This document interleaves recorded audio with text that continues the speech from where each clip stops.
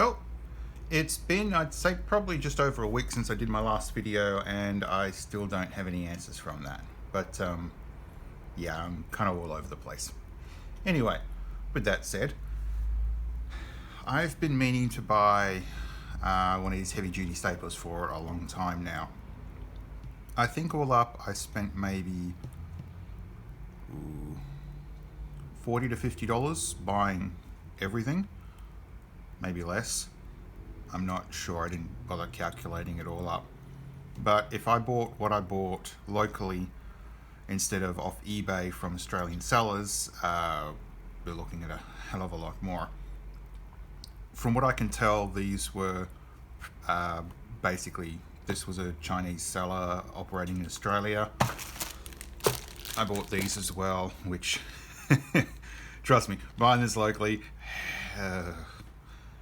from what I could tell, it was an office supply store somewhere in the mainland that was operating an eBay store, so that's where I bought that from. This I bought locally, and it was only about $6.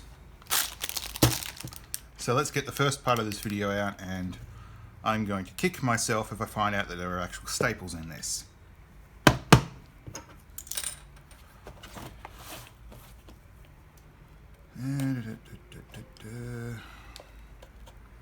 So, for years now, I've had a bit of a thing for printing and photocopying. I have a number of laser printers, so I do have a bit of experience with printing booklets, and effectively what I would like to do is to be able to sew them together. I'll show you a little later on how I attempted to do this book originally, but that didn't work out. Yeah.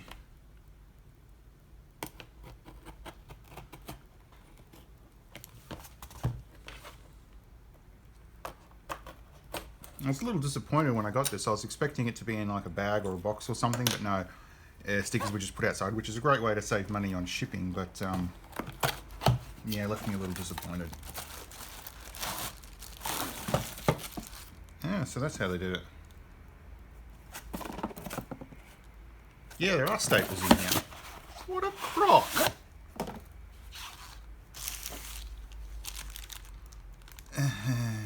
Eights. So, hang on, no, that's good, because I have 8s, which is bigger than the normal ones, which I'd usually use, which is the 23 6s. They're the type of staples you usually find in the, like, the little hand ones, or normal size hand ones. So I've got the 8mm ones, which are these. These ones are the 10mm ones, and these are the 13. So effectively I've got full range, which is just, yeah! Although these probably wouldn't have done what I wanted to with how many pages I'm going to be stapling together. Anyway. So what did attract me to buying this one? Its size. That's it. Nothing more. No special deal, no, ooh, this is amazing. It was literally the one available that was in my price range. So now the one I could have bought would have been all plastic, and no, it is a bit odd. The stapler only has one position, although I don't understand why.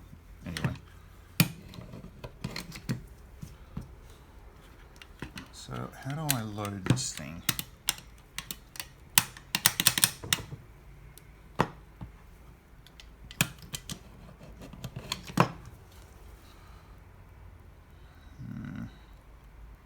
Do not staple without paper. I'm going to do that anyway. How do I click this thing open?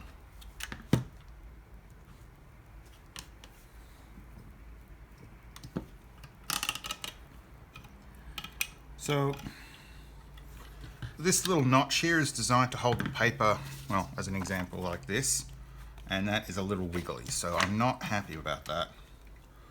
I'm also not happy about the light. Well, this is what happens when you buy something you can purchase locally for $130 and you only spend like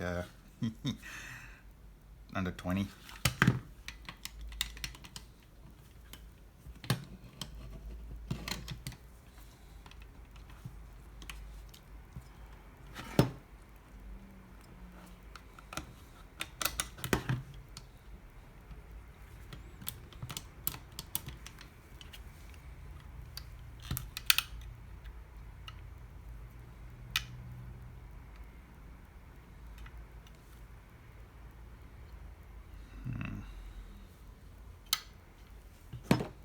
So is there any instructions on how to... Here we go. So, up. There it goes. All right. Let's see if I can put that back in.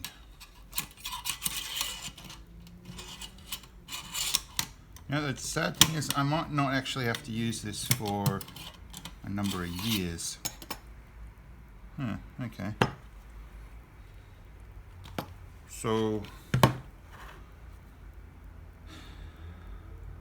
alright, I want to do...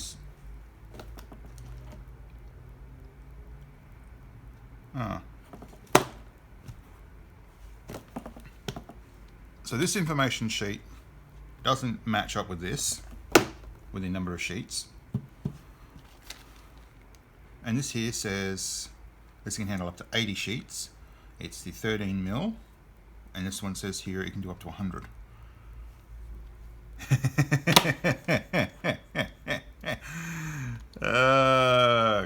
God. 1075.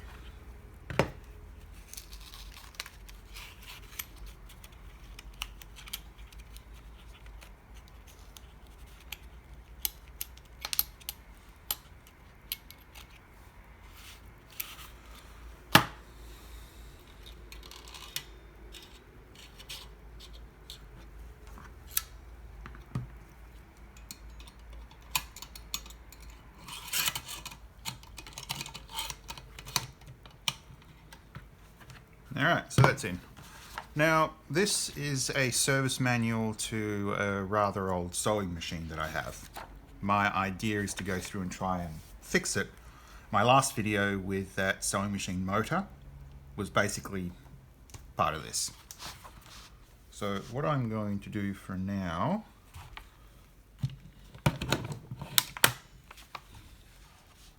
Wow, that is definitely different. Okay. What if I set it like that?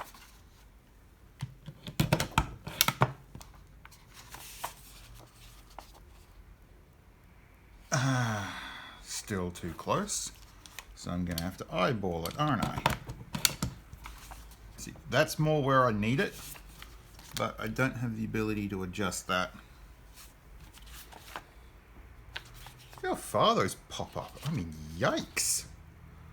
All right. Wow, actually finally getting one of these bloody things is like... bleh. So, when it comes to printing, you come across a couple of problems. So, the first issue I had was getting this and then printing it out. Now, I initially thought that, oh yes, you know, I'll do fine, rah, rah, rah. Randomly punched in the numbers I thought were correct, and it came out horribly. Yeah. Now, usually you could do something like this, where hopefully you don't make as many mistakes as I did, but punch the staples in the center, and then you're able to fold it up, and you're done. Or fold it, flatten it out, staple it, fold it back up again, you're done. But going back before that, over a year ago, I asked an American, well, a friend, if they could buy me a CD which had this manual on it from an eBay seller. The reason being, it was maybe $20 odd to get it, for this person to get it, where it was going to cost me something like $40 or $50 all up to get the whole thing, and I'm thinking, I just want the PDF. The seller said that they weren't willing to email the actual file. You had to buy the CD, and then they'd ship it out to you. And I'm thinking, yeah, no. So I had someone in the States buy the disc, take the file, email it to me. So I got a copy of it on my email. But that was the first problem solved. The second problem is the PDF. Now this came out perfectly. The image is like, you know, perfect. However, the pages had only been scanned in, and while you could make out, I mean, look, you can make out the details on this thing perfectly. There's no real question about what you're looking at. However, it was a small piece on an A4 sheet of paper. So I had to fire up GIMP copied each page out of the PDF, resized it, and then saved it as a bunch of pictures, exported them out to a PDF, and then I ran it through a printer. Now, having done that, what I should have done was had the page shifted that way, but although I don't think there was an actual setting for me to allow to do that. Anyway, I got it printed, failed a couple of times, ended up finding that I had to redo this thing a hell of a lot more than I wanted to. Wasted a bunch of paper as well, but finally got it done properly. So instead of doing one booklet like this, there is 5 pages, and I think one of these piles has 6 pages. And they've been put into like a little pile. Now, to finish that off, it'll work out. But the start of it is this. So this printing was the first page I did for this set.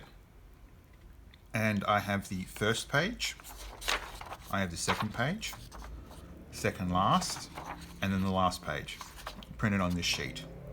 Why? Because all the others are going to be little tiny booklets that are going to get stapled together, and I needed something. With that said, I still need to cut this in half. Then I put one on the front, one on the back, the appropriate pages. And this is to hide the horrible image. So before I start looking out and doing some weird psychotic stuff, to do this properly, I had to sit there with a text file, number out each and every single page 4 times, because 4 pages to 1 sheet of paper, then you run it through the printer. And if you want to email or put a comment about how you do this yourself, just try to figure it out on your own. It's too difficult for me to explain.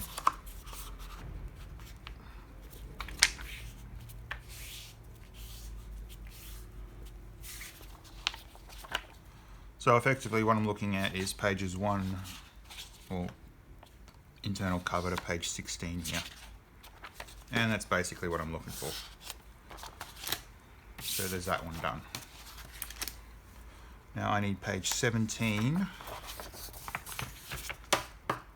And it looks like the last page in here is 32. So this isn't your regular, sorry, I should have said this before. This isn't your regular manual for the sewing machine.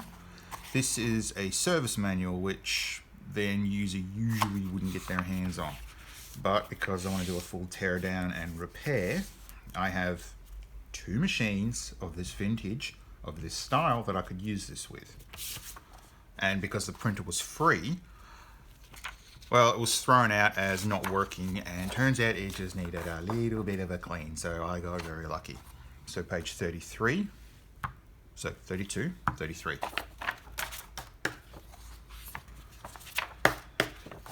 Sometimes when you get products like used printers, check the manual, and if it says, oh, if this or that, honestly, all I had to do with the cartridges, it wasn't in the manual, pull them out, shake them up, put them back in. That's it. Nothing else. And I had to do that when I tried to print these, because I've had the printer sitting there for about a year and it's not doing anything.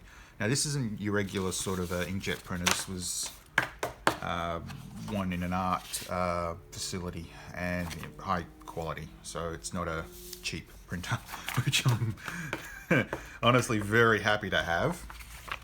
And while I don't like inkjet in general, I found that the toner, so the plastic will rub off from a laser printer, and this doesn't seem to do that. My usual experience with printers are cheapest piece of crap you can get your hands on, and the thing basically breaks down, whereas this thing, it's got multiple parts that can be replaced you usually wouldn't find in a, well, retail printer and some other, well, useful stuff. Alright, so I've got that set up, so they're all there and folded. And what I would love to have done is sewn these together Put a bit of glue down here, put some thicker covers on, because really I should be using something like 120 GSM or thicker cardboard, but I don't have that, so yeah. Which would stop this from curling, which I really absolutely hate when it comes to booklets. The other thing is I would like to have this opened up, so a ring binder would have probably been a better idea. I mean, as it is now, actually a ring binder would have been a better idea, because I could have just punched the holes in this and yeah. I can reprint it another time if I need to. Doesn't matter. Oh, and if you want to ask me about how you get sewing machine service manuals, it's like how you get every other service manual. You search for it, and then you pay for it. Unless, of course, it's available for free, at which point knock yourself out.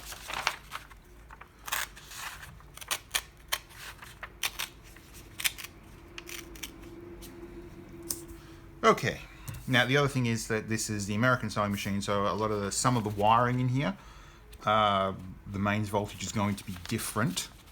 However, the basic design, as you can see, this if you look at the video I had previously, this is the same type of motor that was on the machine that I, the same type of motor from my other one. So this would have been useful to have had set up before, but too late.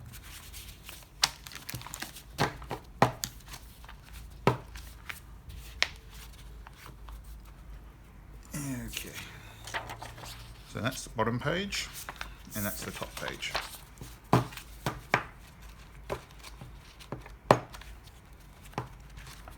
So I'm not truly a fan of doing it this way. Like I said, I would have loved to have had this sewn together, but unfortunately I can't have that. Oh, that's good. Top.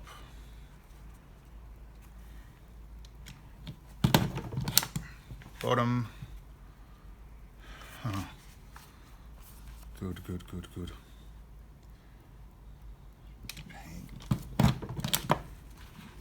And two for the middle. There.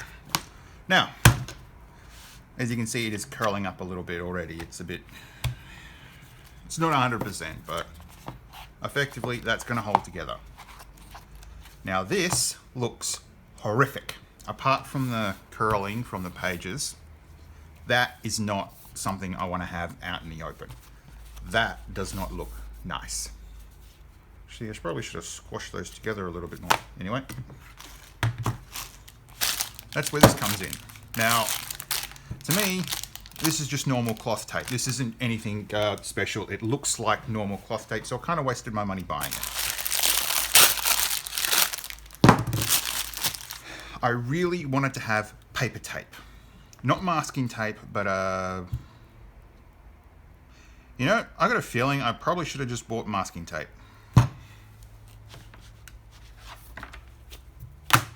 This is a smaller healing mat that I have, so I'm going to use that.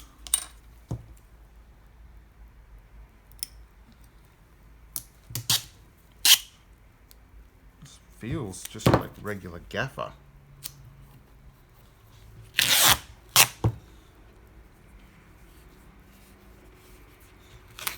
Well, there's a type of tape I've seen in older books that I would have loved to have used, and effectively it had a paper type consistency, yet I think it was fibrous on the inside, just like this. But, hold on a sec, I forgot something. All right, got my ruler.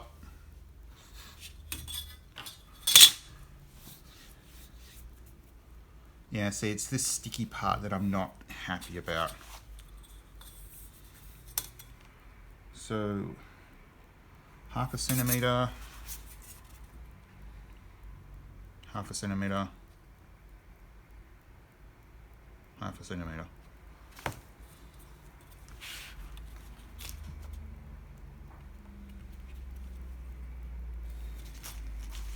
There you go. So 21 centimeters.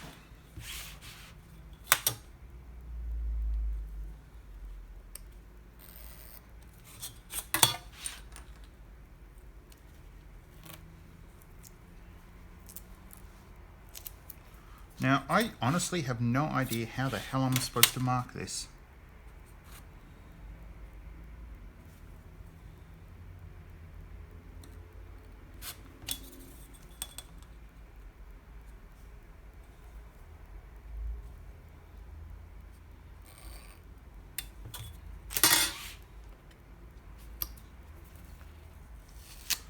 Alright, that's long enough.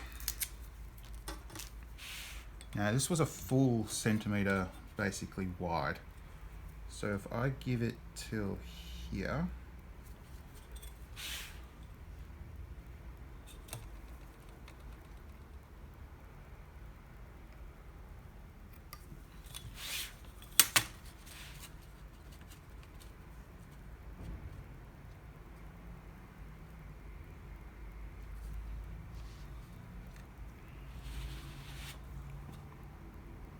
strip there, slice there.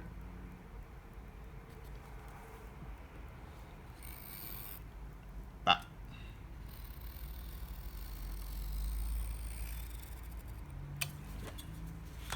there.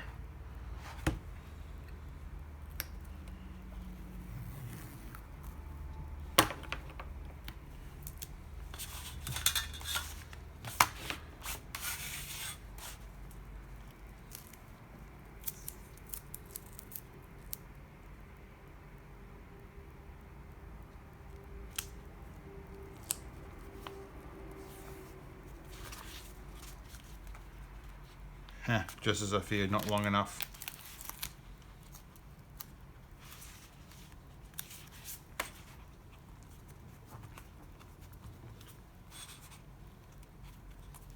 That's not a problem. I just simply fold it over because this is definitely not something that's coming back up again.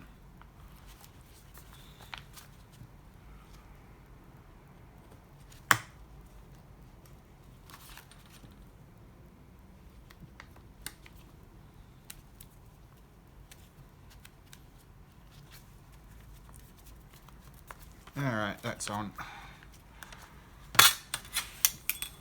So let's try doing 2 centimeters, shall we?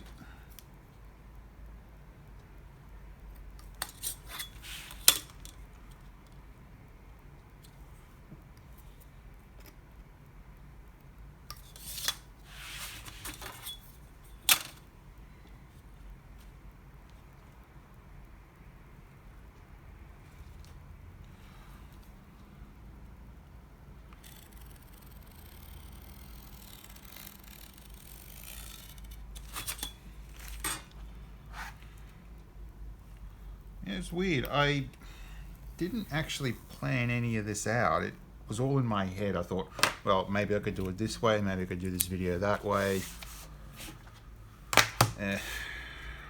Instead of making a plan, I just sat down and did this.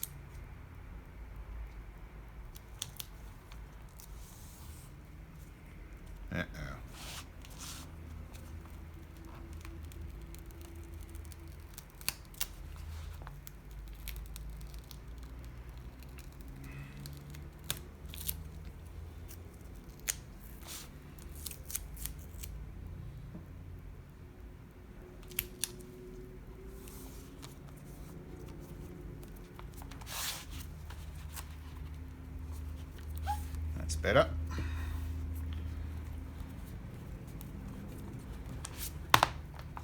There.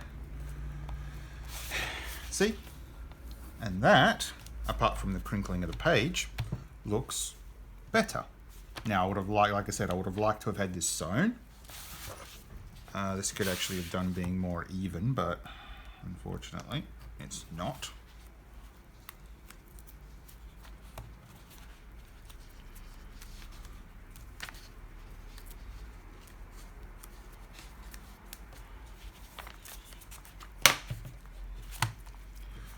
There.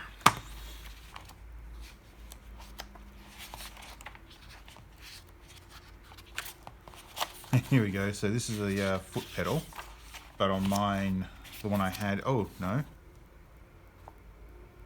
Oh no, that is a foot pedal. The one I had, it wasn't a foot pedal, it was a lever that you pushed.